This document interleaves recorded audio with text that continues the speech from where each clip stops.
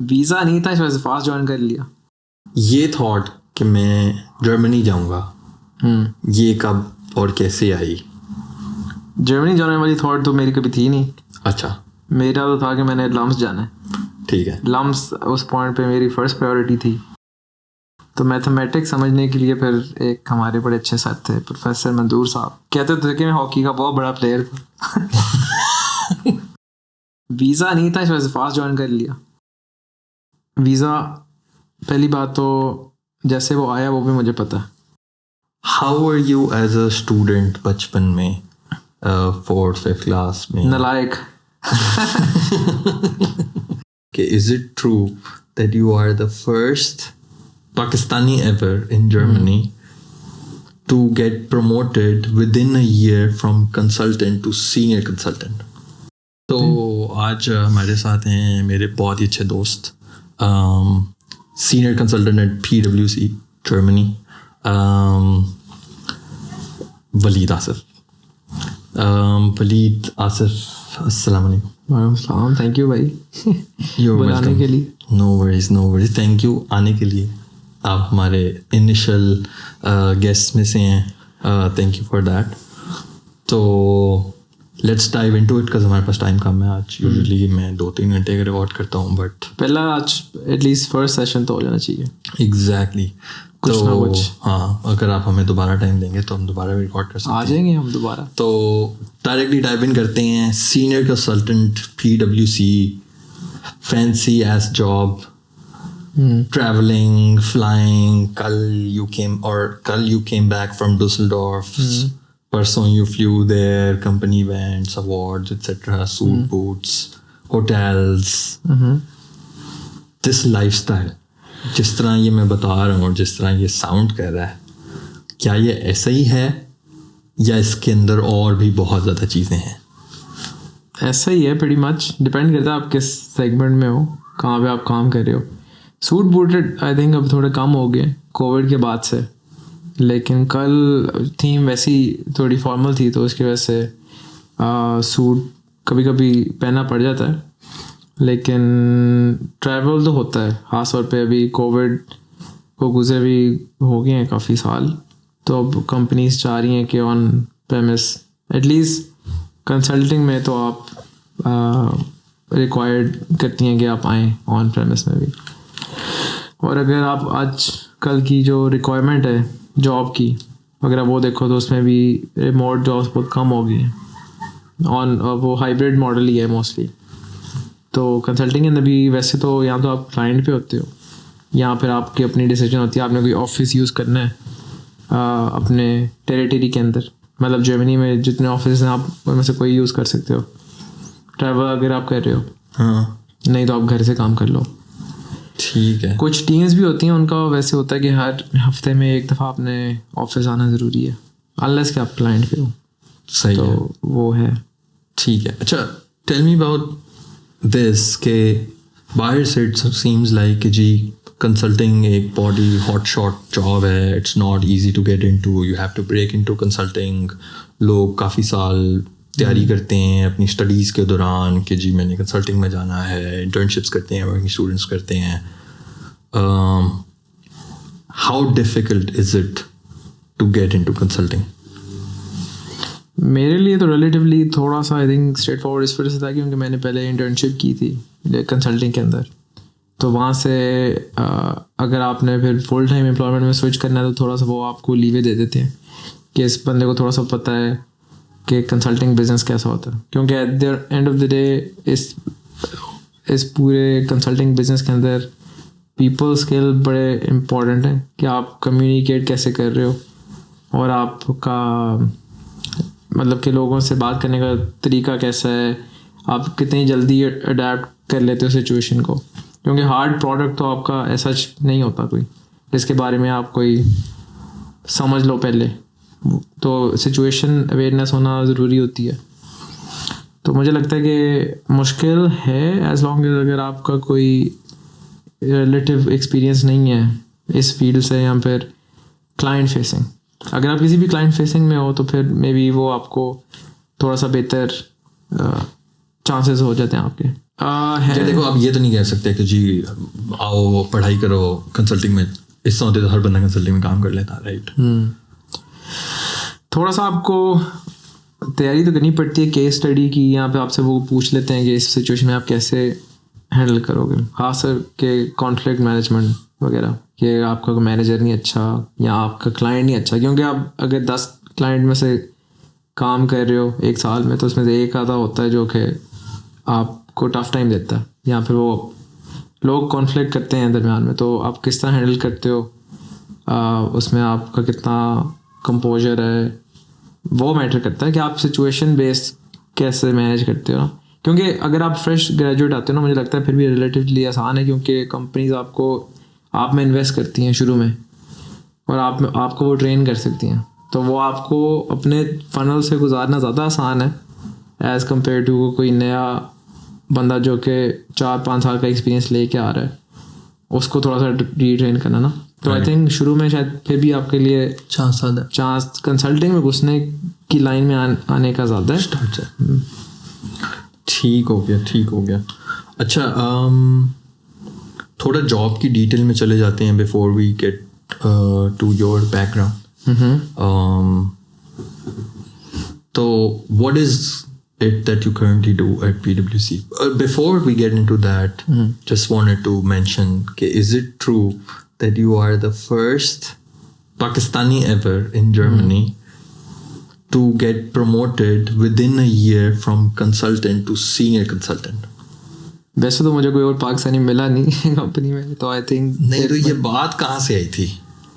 कहीं से तो आई है। वैसे तो काफ़ी तेज़ प्रमोशन है, तो आई वुड से कि एक्चुअली मुझे समझ लगी कहाँ से, लेकिन नॉर्मली तो 3 साल में बासिफ ने छोड़ी है बात बेसिकली। हो सकता है।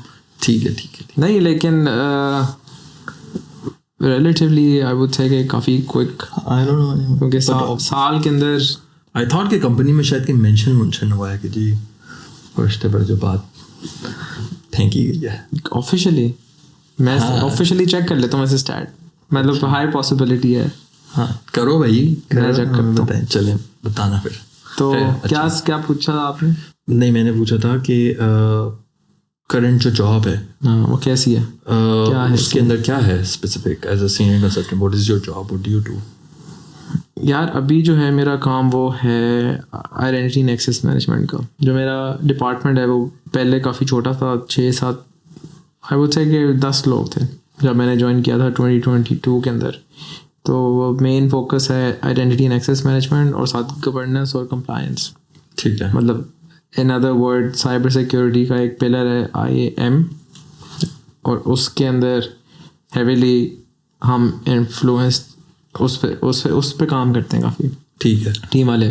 और इसके अंदर अगर आप नीचे और चले जाओ तो फिर आपके डिफरेंट और सब ब्रांचेज हैं, टूल्स आ जाते हैं, जिसके अंदर फिर एप्लीकेशन सिक्योरिटी होती है कि हर एप्लीकेशन की अपनी सिक्योरिटी आर्किटेक्चर और उसका लैंडस्केप होता है कि माइक्रोसॉफ्ट है, SAP है, इनको कैसे सिक्योर करना। क्योंकि मेरा काम मोस्टली SAP का है, SAP सिक्योरिटी इन पर्टिकुलर, और मोस्टली जो Fortune 500 कंपनीज हैं 90% अबव यूज़ SAP।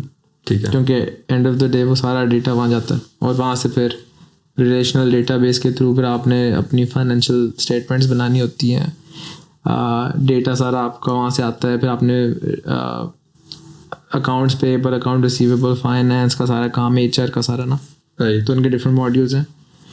तो उसकी सिक्योरिटी उस पे एक्सेस किस का है, कितना एक्सेस है, होना चाहिए कि नहीं होना चाहिए, और उसके ऊपर जो ऑडिट और रेगुलेटरी रिक्वायरमेंट्स हैं कंपनीज के ऊपर, उसको इंश्योर करना, उसकी वैलिडिटी करना कि गैप्स कितने हैं, सिक्योरिटी गैप्स कितने हैं, कितना रिस्क है कि कोई मैनिपुलेट कर सकता है सिस्टम या डेटा, ये दो हैं। तो ये मेन हाई लेवल इन्फो है। और मैं जो हूँ, हम लोग, मेरा जो रोल है वो है एक तो SAP के अंदर उसका कॉन्सेप्ट डिज़ाइन करना कि फॉर एग्ज़ाम्पल एक अकाउंटेंट है, एक अकाउंटेंट का क्या काम हो सकता है टेक्निकली स्पीकिंग। फिर हम उसके लिए कंपनी में जाते हैं, कंपनी के साथ वर्कशॉप करते हैं, उनसे पूछते हैं आपके कितने अकाउंटेंट हैं, आपके अकाउंटेंट को कितना क्या क्या प्रिविलेजेस रिक्वायर्ड हैं SAP के अंदर, क्या क्या उसकी ड्यूटीज़ क्या हैं ऑन आर्बिट्रेरी लेवल कि अकाउंटेंट कोई भी हो सकता है, XYZ बंदा या बंदी, 2-3 हो सकते हैं, लेकिन अगर आप सिर्फ आर्किटेक्चर वाइज देखो तो एक अकाउंटेंट एक नेचुरल पर्सन है और उसके नीचे ड्यूटीज़ हैं, कोई टास्क हैं, उसने वो करने हैं डिफरेंट टूल्स में। तो SAP के अंदर उसके क्या क्या टास्क हैं, ठीक है, तो उसको रिस्ट्रिक्ट करना या इंश्योर करना कि फर्स्ट ऑफ ऑल उसके पास वो एक्सेस है कि वो अपनी जॉब कर सके टूल के अंदर, और दूसरा अपनी ही जॉब कर सके, किसी और की ना कर सके। राइट। तो बेसिकली सिक्योरिटी है कि उसको वो डेटा ना एक्सेस हो जो उसको नहीं करना चाहिए एक्सेस, वो चाहे भी तो उसको एक्सेस ना कर सके, और गलती से तो बिल्कुल भी ना कर सके। राइट, ठीक है। जितनी भी पढ़ाई की है बैचलर्स मास्टर्स में, उसमें कोई ऐसा चीज़ थी जिसने इस जॉब में हेल्प किया, या this domain you specifically feel is you had to learn on the job? I would say कि कुछ छोटे मोटे स्किल्स हैं जो कि अगर आप बिजनेस रिलेटेड कुछ भी पढ़ते हो तो आपको स्टडी के दौरान गुजरना पड़ता है उनके साथ। जैसे आई एम सरप्राइज टू से, लेकिन आजकल भी लोग हैं जिनको एक्सेल नहीं यूज़ करना आता मतलब कि अगर आपका उससे लेना देना नहीं है, और Right. तो कॉर्पोरेट में वैसे ही आप एक्सेल के बगैर आई थिंक नहीं सर्वाइव कर सकते हैं। तो वो इस तरह की चीज़ें हैं। फिर आपको थोड़ा बहुत कॉन्सेप्ट के ऊपर ग्रिप होना कि यार क्या चीज़ का क्या मतलब है। ठीक है, आपको नहीं आती इतना यूज़ करना, लेकिन हमारे मास्टर्स के अंदर भी था वो डेटा साइंस का कोर्स, तो उससे आपको फिर नॉट ओनली पाइथन का थोड़ा वो पता लगा है, फिर आपको ये पता लगा यार कि क्रिप्टो को कैसे आप स्टेटिस्टिकली प्रिडिक्ट कैसे कर सकते हैं, प्रिडिक्टिव मॉडलिंग, इस तरह की चीज़ें हैं। और जनरली डेवलपमेंट, वेब डेवलपमेंट वगैरह ना, क्योंकि मेरा थोड़ा सा काम टेक्निकल है, तो उसमें कई दफ़ा आपको डेवलपमेंट या तो करवानी पड़ती है या थोड़ी बहुत खुद करनी पड़ती है, खुद एज एन एक्सेल VBA के थ्रू या फिर स्क्रिप्टिंग के थ्रू, खुद आपके विंडोज़ के अंदर भी स्क्रिप्टिंग आप कर सकते हो। तो अगर बिल्कुल कोई बंदा या कोई भी ऐसे प्रोग्राम से आ रहा है जिसमें उसको इन चीज़ों के बारे में बिल्कुल कुछ इन्फॉर्मेशन नहीं है, तो फिर थोड़ा सा टफ हो सकता है। ठीक है, लेकिन आई थिंक मुझे तो अपना मास्टर्स काफ़ी पसंद आया था, थोड़ा सा इंटरेस्टिंग था काफ़ी, तो हेल्प किया। लेकिन आई वुड से 20%, सही है, 15-20%। बाकी मोस्टली जो है वो ऑन द जॉब ही है। I think most of the लोगों के साथ यही एक्सपीरियंस होता है कि जो भी जॉब में काम होता है, लर्निंग होती है, it's completely new and completely different. जिसमें क्वेश्चन आ जाता है कि क्या पढ़ाई ज़रूरी है जॉब करने के लिए, यू नो? अभी तो not that you have to answer it, just हाँ नहीं, वो तो एक डिबेट है, लेकिन उसमें इम्पोर्टेंट ये है कि आपको काम कितना आता है करना, और आप नहीं भी आता तो सीख कितनी जल्दी सकते हो। एंड यू थिंक एजुकेशन आपको वो सिखाती है कहीं ना किसी ना किसी लेवल पे? एजुकेशन आपको लोगों के साथ काम करना ज़रूर सिखाती है। Right, I think that's important as well के स्पेसिफिकली मास्टर्स में the project work etcetera is much more. Project work है, प्रेजेंटेशन है, अपना थीसिस है, एक बड़ा चैप्टर जो अगर इंडिविजुअल प्रोजेक्ट होता है आपका, तो उसमें आप कैसे परफॉर्म करते हो, ये थोड़ी बहुत ट्रांसफरेबल स्किल्स आप लेके जा सकते हो मास्टर से। डू यू थिंक ये ऐसे स्किल्स हैं जो कि बैचलर्स में कम सिखाए जाते हैं? बैचलर तो बहुत ही जेनेरिक था, या हमारा ऐसा था, या फिर जनरली लोगों का होता है, उसमें बस हर चीज़ आपको बता देते हैं थोड़ा थोड़ा, और आपको फिर इतनी है, मुझे नहीं लगता उसमें कोई सिग्निफिकेंट टेंजिबल वैल्यू थी, वैल्यू एडिशन इतनी नहीं थी। बस ये था कि अच्छा यार ये सब्जेक्ट मुझे अच्छा लगा है, इसमें मैं थोड़ा और आगे पढ़ सकता हूँ। सही है। लेकिन बैचलर अगर आपने फॉर एग्जांपल टेक्निकल फील्ड में किया, CS वगैरह में, जो मैंने नहीं किया, लेकिन अगर आपने 4 साल CS में लगाए हैं तो वो मे बी ज़्यादा एक नीश है, वो ज़्यादा आपको डेप्थ लेके जाते हैं एक फील्ड के अंदर ना। राइट, ऐसा मुझे लगता है। हाँ, नहीं, make sense. That's also probably true. We did our bachelors together, masters together, हमने इंटर्नशिप भी ठीक है, somehow it's linked, same office linked रहा है थोड़ा बहुत, तो यूनिवर्स के थ्रू। अच्छा, बेसिकली मेरा ये पॉडकास्ट सीरीज जो मैंने लॉन्च किया इसकी पीछे कोर रीजनिंग वाज कि आई फेल्ट कि there is a lot of knowledge that people like you, people like Shahab and others who I have already recorded podcasts with have. For me, you people are successful people. You are successful Desis who are living in Europe. And that is the core message that I want to leave from these podcast series to all of those aspiring individuals in Pakistan or India and subcontinent who wish to go abroad to work, to study, which backgrounds people have and how they end up in successful roles at top companies, for example. If not necessarily top companies, that they are having a good life in the Western world, jahan pe you don't have any issues with fulfilling your necessities in life, you're in a good, comfortable position, you have a good career trajectory, etc., and so on. So that is the core message story. That's the core story behind this podcast series. And उसके अंदर फिर मैं basically करना चाहता हूँ cover your story, the individuals who come here, कि आपकी story क्या है, बिकॉज जो audience I believe they want to know कि यार अच्छा ये बंदा यहाँ क्यों आया. आप जॉब की तो बात कर ली कि अच्छा you do this, you are a senior consultant, now we want to get to know your story कि अच्छा जी ये स्टोरी, ये तो आप यहाँ पहुँच गए हैं राइट, या अब हम यहाँ से स्टार्ट करना चाहते हैं कि अच्छा ये अब पहुँचे कैसे हैं, ये बंदा बना कैसे. यू वेरी इजीली सेट कि यार हाँ पढ़ाई में थोड़ा 20% कंट्रीब्यूट किया, मुझे फ़ायदा हो गया था क्योंकि मैंने इंटर्नशिप की थी, तो मुझे डायरेक्ट कंसल्टिंग में जॉब मिल गई. ठीक है. 2.5% एक्सेप्टेंस रेट है बिग 4 कंसल्टिंग का. ठीक है, दैट मीन्स कि अगर 100 कैंडिडेट अप्लाई करते हैं तो 2.5 कैंडिडेट एक्सेप्ट होता है एज अ कंसल्टेंट. तो आई फील पर्सनली कि सिर्फ ये कह देना कि मुझे एच तक मैंने इंटर्नशिप की हुई थी तो आई गॉट एक्सेप्टेड, ठीक है, from your perspective it's fine, but I think there is a lot more to it जो कि अभी हम डिस्कवर करना चाहते हैं. ऑब्वियसली वो एक बंदे का थोड़ा सा प्रिविलेज भी होता है कि उसके थ्रू भी आपको थोड़ी सी एडवांटेजेस मिल जाते हैं, लेकिन अगर आप इसकी डेप्थ में जाना चाहते हो तो काफ़ी ज़्यादा चीज़ें हैं, क्योंकि अगर उसी पे आ रहे हैं. अच्छा उसी पे आ रहे हैं. अच्छा, तो let's go back to your childhood. ठीक है. Where are you from, where were you born? मैं हूँ लाहौर, जौहर टाउन. ठीक है. जेटी. हाँ, तो मैं शुरू से लाहौर का ही हूँ. हमारी फैमिली कोई आबाई गाँव शाव नहीं है, मतलब उससे पहले होगा लेकिन ठीक है मेरे पेरेंट्स की जनरेशन का तो नहीं. एंड यू वेंट टू लगास जौहर टाउन बचपन से? नहीं, पहले मैं होता था लाहौर एल्मा में.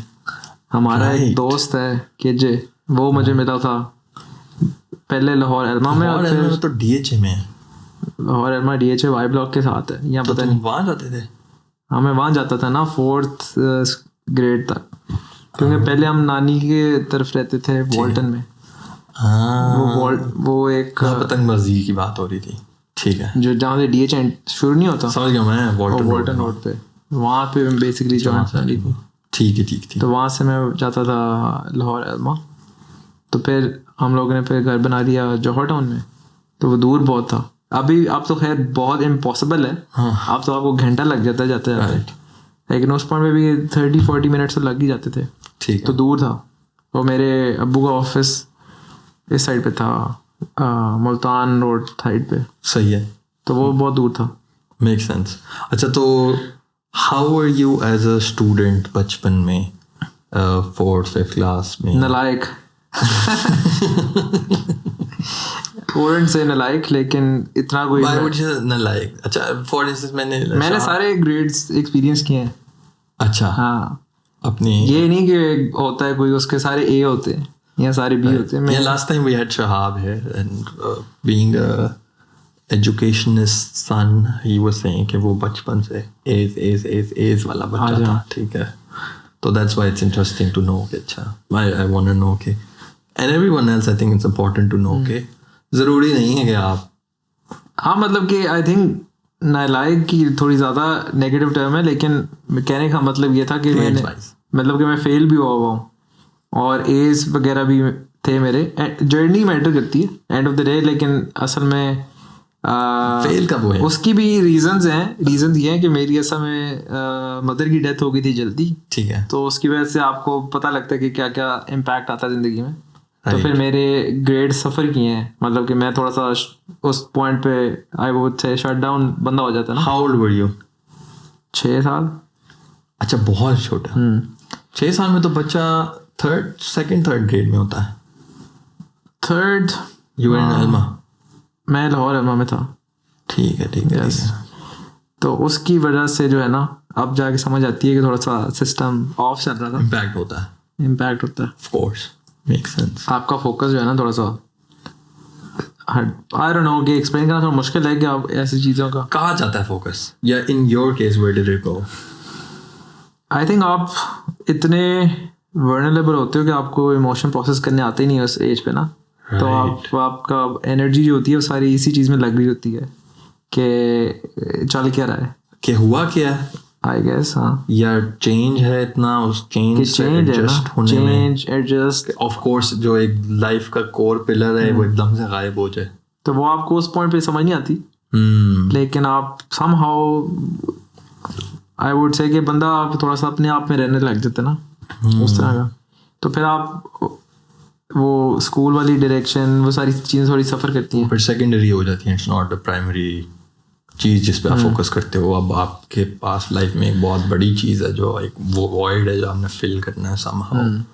Fair enough. या तो आप इतने कम्युनिकेटिव हो कि आप हर चीज़ बता रहे हो, वो बच्चों से तो नहीं एक्सपेक्ट कर तो सकते. वो आई थिंक वो उस पॉइंट पे नहीं होता. Right. Which is indirectly therapy on some level, right?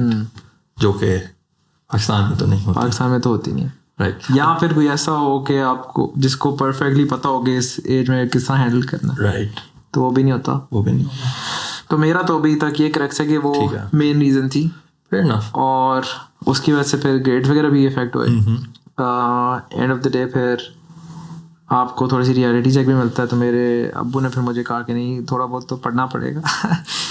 तो इससे गुजारा तो नहीं हो सकता क्योंकि दुनिया का निज़ाम भी है. तो फिर मैंने 1-2 ट्यूशन ली थी. एक सर आते थे, उन्होंने मैथ पढ़ाई थी. तो मेरा वो था, क्या कहते हैं, टफ पॉइंट मैथमेटिक्स, जो कि बहुत ज़्यादा लोगों का होता है लाइफ में. हाँ. तो मैथमेटिक्स समझने के लिए फिर एक हमारे बड़े अच्छे सर थे, प्रोफेसर मंदूर साहब. कहते थे कि मैं हॉकी का बहुत बड़ा प्लेयर था. ये टांग निकली है, वो वाला टांग निकली है. तो वो आते थे, उन्होंने काफ़ी वजह हेल्प की है. वो ओल्ड स्कूल तरीके से समझाने वाले. ठीक है. तो उसके सजना टूर चलिए.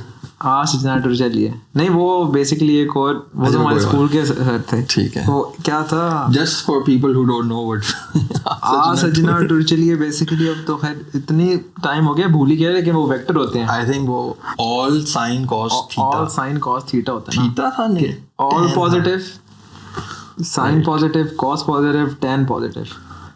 पॉजिटिव नेगेटिव का होता है ना. आपको 4 क्वाड्रेंट्स होते हैं, उसमें आपको याद रखना पड़ता है. तो हमारे सर ने बताया था सजना टूर चलिए. और भी इस तरह की चीज़ें थी. तो लेफ्ट हैंड फ्लेमिंग रूल की भी कोई थी इस तरह. राइट. फिजिक्स में आई थिंक फिजिक्स की भी थी कोई. ठीक है. तो सवाल ये था कि ग्रेड्स क्या थे. ग्रेड्स इस तरह के थे कि EDs वगैरह भी चल रहे थे. लेकिन उसके बाद फिर मेरी रिकवरी हुई है कोई O लेवल में. A लेवल में फिर मैंने थोड़ी मेहनत की और फिर मेरा ग्रेड अच्छा आया था एक्चुअली. O लेवल में तो मेरे एक A स्टार था, 6 A थे, 2 B थे, जो कि आई थिंक जो कि पहले A's वाले बच्चे भी थे उनसे रिलेटिवली ऑन पार ही था आई थिंक. अच्छा. क्योंकि B किस में थे? B था मेरा इस्लाम है तो उर्दू में. बाकी मैथ में भी रिकवरी हो गई. ठीक है. बाकी चीज़ों में भी हो गई यार. हाँ, मोस्टली यही होता था. आई रिमेम्बर के जो लाइक बच्चे होते थे या जिनसे एक्सपेक्टेड होते थे कि ग्रेड अच्छे आएंगे, उनके जिनमें जब भी पूछो ना B को से ऐसी सब्जेक्ट में होता था. फिजिक्स केमिस्ट्री मैथ में नहीं होता था B किसी का भी, क्योंकि फिजिक्स सब्जेक्ट नहीं होता था. वो मौजूद है, उससे पूछा है क्यों इसमें जी उर्दू में. वो तो उसका 11 है समथिंग उर्दू में जी, C या D. उसको तो उर्दू जितनी आती है उसके लिहाज से B भी बहुत था. B भी नहीं, CD था. खैर जितना भी. लेकिन हाँ उर्दू आई थिंक लैंग्वेज का मेरा स्ट्रॉन्ग पॉइंट नहीं है, अभी भी नहीं है। तो लेकिन फिर भी बाकी सब्जेक्ट में रिकवर हो गया सिचुएशन, तो उसकी वजह से मुझे स्कॉलरशिप मिल गई ए लेवल में, राइट, वो भी लिकास से। ठीक है। उस पॉइंट पे उनकी पॉलिसी काश जेटी, लिकास जेटी में पहले होता था ए लेवल। मेरा भाई 3 साल पढ़ा है, उसके बाद से 1-2 साल पहले उन्होंने मूव कर दिया था गुलबर्ग में कैंपस, जहाँ सुखचैन नहीं है। राइट, जहाँ सुखचैन के पास वो भी साइकेस भी था। साइकेस भी था, ठीक है। साइकेस, home economics, right college, right. वो बड़ा सा एक टावर है, दीप ट्रेड सेंटर, नहीं एक पता नहीं पेस वाले का टावर बना रहे हैं वो, पता नहीं, वो कोई डिस्प्यूटेड अब हो गया हुआ है, लेकिन वो ग्रे स्ट्रक्चर है, बहुत अरसे से, वो बहुत ऊंचा है, ग्रे ही है, वो ग्रे ही है नहीं कभी। तो वहाँ पे था ए लेवल, तो तब फिर मैं जब स्कॉलरशिप मिली तो फिर मैं वहाँ जाता था गुलबर्ग में सुबह। ठीक है। जेटी से बस चलती थी, ठीक है, जिसने जेटी से जाना है गुलबर्ग। सही है। अच्छा, तो अब ये बच्चा है जी जो पहले एक चीज़ से कवर कर रहा था, फिर अंकल ने थोड़ा सा प्रेशर दिया, ठीक हो गया है काम, ट्रेन धक्का स्टार्ट, ट्रेन पटरी पे वापस आ गई है, ठीक है। ओ लेवल हो गया, अच्छे ग्रेड आए हैं, अब ए लेवल चल रहा है। ये थॉट कि मैं जर्मनी जाऊंगा, ये कब और कैसे आई? जर्मनी जाने वाली थॉट तो मेरी कभी थी नहीं। अच्छा, मेरा तो था कि मैंने लम्स जाना है, ठीक है। लम्स उस पॉइंट पे मेरी फर्स्ट प्रायोरिटी थी, और मे बी फास्ट, क्योंकि फास्ट टेक्निकली एक अच्छा स्कूल था, may be extra curricular wise इतना कोई लम्स जितना नहीं था अच्छा, लेकिन मुझे था कि मैंने लाहौर में ही रहना है, घर के पास, बाहर जाने का मेरा नहीं था।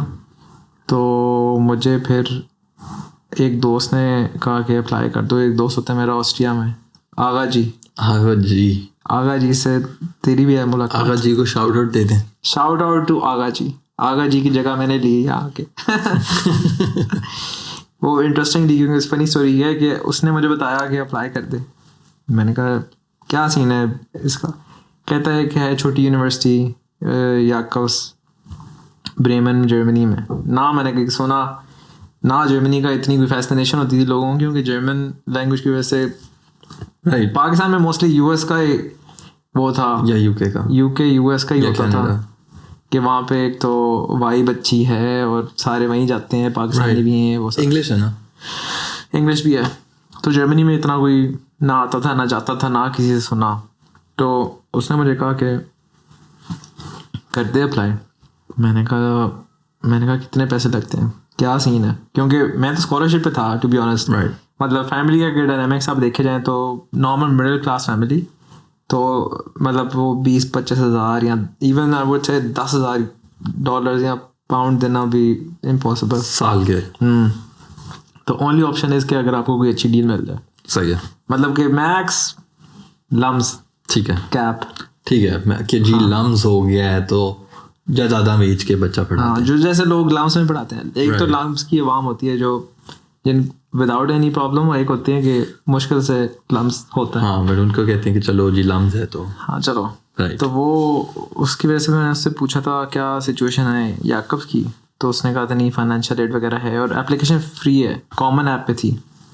तो मैंने फिर कर दिया अप्लाई, क्योंकि मुझे घर वाले भी पुश करते कि apply as many places as possible, ये ऑप्शन ज़्यादा होनी चाहिए, क्योंकि लम्स ले ना ले कोई गारंटी तो नहीं है। क्योंकि यूनिवर्सिटी का सिलेक्शन प्रोसीजर भी बड़ा उस पॉइंट पे डॉन्टिंग होता है, ना कोई गाइडेंस है, ना उस पॉइंट पे कोई गाइडेंस देता है कोई कॉलेज में कि अच्छा यार यहाँ अप्लाई कर तो इस पॉइंट पे ये होना चाहिए, आपको ये चीज़ें चाहिए, सारा कुछ बंदा खुद ही फिगर आउट करता है। एब्सोल्युटली। या तो आपका कोई सिबलिंग है बड़ा, तो उसने वो गुजरा होता है, तो जैसे मेरा भाई था उसने मुझे बता दिया कि अच्छा ये सिचुएशन है, नस का एंट्रेंस एग्जाम यहाँ होता है, फास्ट का इधर होता है, कॉम साइड का UMT, और ये सारी सिचुएशन, इसकी ये डेट्स होती हैं, क्या ग्रेड्स चाहिए। हाँ। तो वो आपको फिर खुद फिगर आउट करना थोड़ा सा पड़ता है। तो मैंने बाय चांस कर दिया और उसमें हुआ ये कि फिर ग्रेड्स भी मेरे डिसेंट आ गए ना, क्योंकि उसकी रिक्वायरमेंट थी आपको मिनिमम बी था आई थिंक याकब्स का, अच्छा, कि बी चाहिए था। आई डोंट थिंक उसकी कोई रिक्वायरमेंट थी ना, अनकंडीशनल ऑफर थी याकब्स की, अच्छा, लेकिन आई थिंक लम्स की थी रिक्वायरमेंट, लम्स की होगी, एबीसी। क्योंकि ऐसे में हुआ ये कि मॉज मेरा जो दोस्त है उसने मुझे कहा था कि तू कर दे शुगल में, तो मैंने कहा ठीक है मैं कर देता हूँ, तो मैंने किया। उसने हालांकि जाना उसने था, उसको ज़ोर से आई थी कि मैंने जाना है जर्मनी और इस यूनिवर्सिटी में। मैंने कहा ठीक है भाई तू जा, तो उसका ग्रेड अच्छे नहीं आए, मतलब कंपैरेटिवली मेरे से अच्छे नहीं आए A2 में, लेकिन ए लेवल में। लेकिन दाखला तो पहले हो जाता है। दाखला हो गया था ना, लेकिन उसका अच्छा, आगा जी का दाखला हो गया था। आगा जी को ऑफर आई थी फाउंडेशन ईयर लगाने की, ये प्रॉब्लम थी कि उसके ग्रेड इतने अच्छे नहीं थे। तो याकब्स यूनिवर्सिटी, जिनको नहीं पता उनको बता दें, एक प्राइवेट यूनिवर्सिटी है ब्रेमेन में जो कि 3 साल का प्रोग्राम देती है, और उसमें जो उस पॉइंट पे फाउंडेशन ईयर का था उसमें 1 साल वो फुल फी पे था, राइट, मतलब उस पर आपको स्कॉलरशिप या ग्रांट्स वगैरह नहीं अप्लाई होते, और वो चौथा साल वो 24,000 यूरोस तो नहीं आप दे सकते, राइट, जो कि नॉर्मल 3 ईयर का प्रोग्राम था। उसमें फिर आपको वो स्कॉलरशिप वगैरह और ग्रांट्स वगैरह दे के सिचुएशन फिर भी लम्स का कंपेरेबल बन जाती है। तो उसको फिर बड़ा गुस्सा चढ़ा है ऑफर देख के, उसने कहा यार ये तो आउट ऑफ सिलेबस है तो यहाँ तो नहीं जाया जा सकता। तो फिर मेरा हो गया, और मेरा बाई चांस लम्स में नहीं हुआ। अच्छा, हाँ, तो फिर मैंने फास्ट में शुरू कर दिया।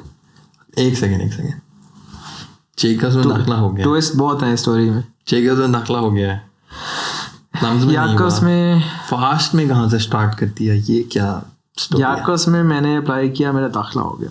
लम्स में नहीं किया। याकब्स में कब अप्लाई किया? बहरहाल टाइम था, कोई मसला नहीं है, मुझे पता था कि मेरा याकब्स में हो गया। ठीक है, याकब्स में हो गया, याकब्स में हो गया, उसका नहीं हुआ। लेकिन अभी तक लम्स के आई थिंक इनटेक में टाइम था, उनके एंट्रेंस एग्जाम होता है, फिर आपको सैट के लिए भी, सैट तो है मैंने याकब्स के लिए भी दिया था, लेकिन उनके एंट्रेंस एग्जाम शायद फेब में होता है, मार्च में। तो वो फिर आपको थोड़ा सा लेट बताते हैं लम्स का सिचुएशन। तो लम्स में फिर मेरा हुआ नहीं, और फिर मेरे पास ऑप्शन ये थी कि अब मैं वेट करूं याकब्स आने का, जो कि इन इटसेल्फ इतनी कोई हैरान कुन बात नहीं लगती, लेकिन आपको याकब्स आने के लिए वीज़ा चाहिए होता है। तो वीज़े का भी एक बहुत बड़ा प्रोसीजर था उस पॉइंट पे। तो वीज़ा होगा तो जाएंगे ना। अच्छा, ये वीज़ा की वजह से फास्ट ज्वाइन किया गया? वीज़ा नहीं था, इस वजह से फास्ट ज्वाइन कर लिया। वीज़ा आ नहीं रहा, वीज़ा अप्लाई किया था। अच्छा, वीज़ा वाले रिप्लाई नहीं कर रहे थे, 3 महीने गुजर गए। वीज़ा कब अप्लाई? पासपोर्ट भी रखा हुआ था उन्होंने। अगस्त में शुरू होना था याकब्स का इनटेक, ठीक है, ओरिएंटेशन वीक अगस्त के लास्ट वीक 2015 में, ठीक है। और मैंने वीज़ा अप्लाई किया कोई जून में भी, मई जून, सही।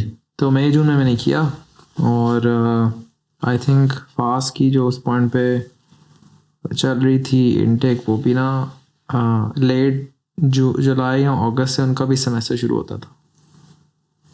जुलाई से ऑनवर्ड्स, आई थिंक मिड जुलाई से ऑनवर्ड होता था। तो अब उस पॉइंट पे ऑप्शन ये थी कि अच्छा 2-3 महीने हो गए हैं, वीज़ा ही नहीं आ रहा, और प्लस इसकी भी गारंटी नहीं है कि वीज़ा आएगा।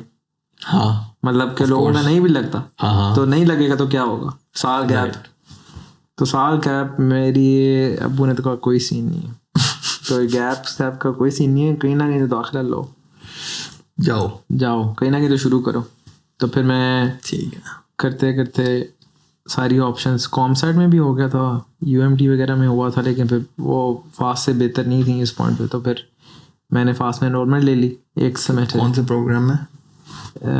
Double E, electrical engineering. ठीक है, डबल ई। हाँ, तो मिस्टर वलीद आसिफ चलेंगे जी फास्ट चला गया मैं उस पॉइंट पे। एक सेमेस्टर की फ़ी दी, फास्ट गया। तो फास्ट कैसा था? फास्ट में काफ़ी चेंज था वो ए लेवल से, क्योंकि ए लेवल की वाइब थोड़ी सी वो थी चिल, इस लिहाज से कि एक जो क्राउड होता है ना वो सिमिलर बैकग्राउंड का होता है। अच्छा, जैसे हम जैसे बैठे हैं यहाँ, चलो थोड़ा सा लोगों को एक तरह की चीज़ों का भी पता होता है कि सारे रिलेटिवली कोई सीरीज़ भी वही देख रहे होते हैं ऑनलाइन, और गाने भी ऑलमोस्ट वही सुनते हैं, You mean it's socio-economically similar background? Social economically similar background होता है. And in fast you are mentioning कि वहाँ पे सिर्फ OA level वाले बच्चे नहीं होते. मैट्रिक FSC के भी होते हैं. And you're saying basically the way I understand it is socio-economic backgrounds ज़्यादा expose हो जाते हो आप different socio-economic backgrounds के लोगों से when you enter fast like university compared to a private school. हर तरह का बंदा वहाँ पे आता है. Exactly. तो वो इन इटसेल्फ तो कोई बुरी बात नहीं, अच्छी बात है कि सारे वहाँ पे आते हैं. लेकिन वो थोड़ा सा मुझे स्कूल टाइप वाइब लगी थी इस फास्ट की, क्योंकि A लेवल में तो होता है ना कि जब आपका लेक्चर है आप आ जाओ और फिर चले जाओ, फिर वापस आ जाओ, फिर चले जाओ. हम उस पॉइंट पे तो एक दफ़ा जा सकते थे, सिर्फ फ्रीडम होता है आपके पास. हाँ, अपनी क्लास के लिए आपने आना है, फिर चले जाना है. और आपकी कोई इस तरह स्कूल टाइप वाइब नहीं थी. मतलब आपको O लेवल से A लेवल में जंप महसूस होता है. बिल्कुल. आई रिमेंबर हमारे स्कूल में आप कभी भी आ जा सकते थे. अगर ये नहीं भी है तो आपको एक थोड़ा सा एहसास होता है कि स्कूल थोड़ा लीनियंट हो गया. हाँ, आप वो आपको एज एन एडल्ट ट्रीट करना शुरू कर देते हैं. आप अगर लेक्चर में नहीं जाओगे आपकी मर्जी है. हाँ, ये नहीं है कि आपका आपको जबरदस्ती बंक लग जाएगा. लेकिन बंक लगना वो आप खुद इतना मैच्योर हो जाते हो कि यार अटेंड करनी ज़रूरी है क्लास, बिकॉज़ लेक्चर इम्पोर्टेंट है. तो वो असल में फास्ट में था कि अटेंडेंस होती थी. अटेंडेंस पे आपने फिर खड़े होके यस मैम कहना होता था. और फिर इस्लामियात उर्दू के मैंडेटरी क्लासेस थी. और आपको बेसिकली वो जो होता है थोड़ा सा एक गैप महसूस होता है और गर्ल्स और बॉयज़ में कि अच्छा थोड़ी सी आपको ना यहाँ ज़्यादा डिवीज़न नज़र आती है कि जैसे होता है हमारे भी कंजर्वेटिव सोसाइटीज़ में जैसे. तो आपको वो थोड़ा सा होता है कि अच्छा यार इसको सलाम करूँ ना करूँ. राइट. A लेवल में तो खैर आप सारे एक तरह ही होते हैं, चलेंग होती है. तो वो थोड़ा सा था. लेकिन फिर मैंने वहाँ पे कोई कितनी देर पढ़ा है वहाँ पे. वैसे मुझे इतना कोई समझ नहीं आई थी. मेरा था यार क्या कर रहा हूँ मैं इधर. ऊपर से डबल ही वहाँ पे मुश्किल भी बहुत है. अच्छा, राइट.